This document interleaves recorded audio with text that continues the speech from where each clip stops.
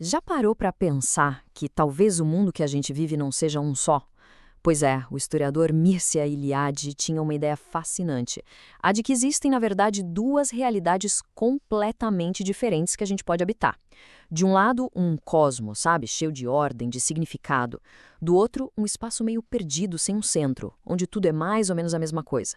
É essa divisão que a gente vai explorar hoje, o sagrado contra o profano. E olha só como o contraste é forte.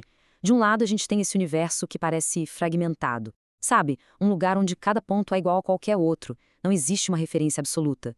E do outro, a gente tem um cosmos, um mundo que se organiza todinho ao redor de um centro, de um ponto que dá sentido para todo o resto. É exatamente essa tensão que a gente vai desvendar aqui. Então, para começar, a primeira coisa que a gente precisa entender é que sagrado e profano não são só palavras de religião, não. Na verdade, são duas maneiras completas de existir, duas formas de estar no mundo, duas situações existenciais mesmo. O próprio Eliade deixou isso bem claro. Ele disse, olha só, o sagrado e o profano constituem duas modalidades de ser no mundo, duas situações existenciais. A palavra-chave aqui, gente, é modalidades. Não se trata só de acreditar em uma coisa ou outra, mas de um modo de ser inteiro. E é aqui que a gente vê como cada uma dessas experiências define a própria ideia de realidade. Para quem vive no sagrado, o mundo sagrado é o mundo real, sabe? É a realidade com R maiúsculo. Um lugar cheio de poder, de significado. Já a experiência profana, por outro lado, pode ser vista quase como um mundo de aparências, uma realidade meio superficial, quase ilusória. Ok, vamos avançar um pouco. Como é que essa ideia toda se aplica ao espaço físico, ao lugar onde a gente pisa? A forma de perceber o espaço muda?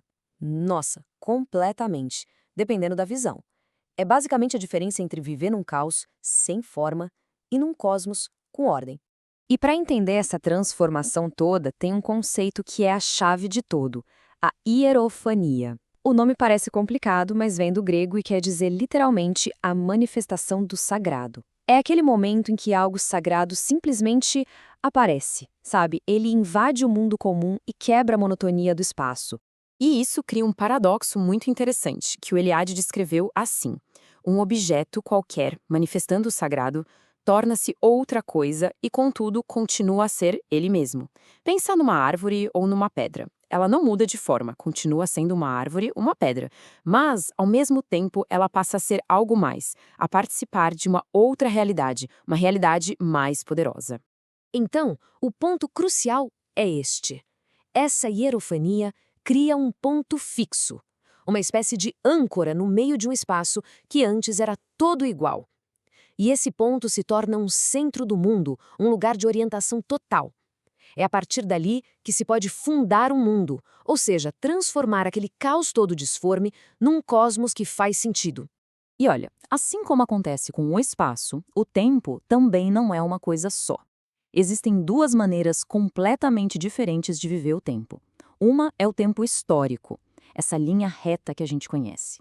A outra é o tempo mítico, que é circular. O contraste aqui é gritante. De um lado, a gente tem o tempo profano. É o nosso tempo do dia a dia, do relógio, que anda para frente e não volta nunca.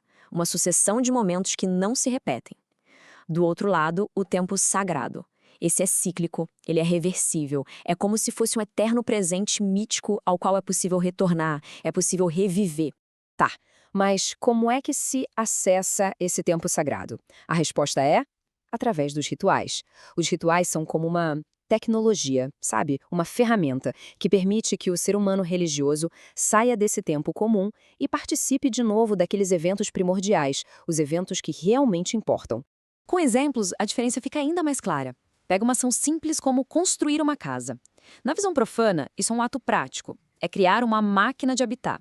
Mas na visão sagrada, esse mesmo ato é uma repetição da criação do mundo, é um ato cósmico. A mesma coisa com a alimentação. Pode ser só um ato fisiológico ou pode ser um sacramento, uma comunhão. É a mesma ação, mas o universo de significado é completamente outro. Aí a gente pode pensar, tudo bem, mas isso já foi, né? Hoje em dia o mundo é secular. Mas o Eliade argumenta que a experiência puramente profana é bem rara. O sagrado não desapareceu, ele só se camuflou. Ele se esconde no nosso mundo moderno. É só a gente pensar um pouquinho. A paisagem da infância, o lugar do primeiro amor, Esses lugares não têm uma qualidade diferente pra gente? Quase sagrada? Até as festas de Ano Novo, com aquela sensação de recomeço, ou a nossa busca constante por distrações para sair do tempo, para matar o tempo, tudo isso pode ser visto como um eco daquele comportamento religioso antigo. A conclusão é que, no fundo, o ser humano moderno ainda mantém as formas, os gestos daquele comportamento religioso. O problema é que esses rituais e esses espaços sagrados muitas vezes estão vazios. A gente perdeu o significado original deles. Somos, de certa forma, herdeiros de padrões que nem sempre entendemos mais. No final das contas, essa análise toda nos deixa com uma espécie de encruzilhada. A vida no mundo profano oferece uma liberdade imensa, a chance de criar os próprios valores sem depender de modelos divinos. Mas o risco é uma existência que pode parecer sem um sentido maior. Já a vida no sagrado, por outro lado, oferece ordem, significado e uma conexão com aquilo que é percebido como a realidade absoluta.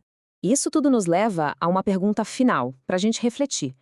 Nesse nosso mundo que parece cada vez mais desacralizado, onde é que a gente tem encontrado os nossos pontos fixos?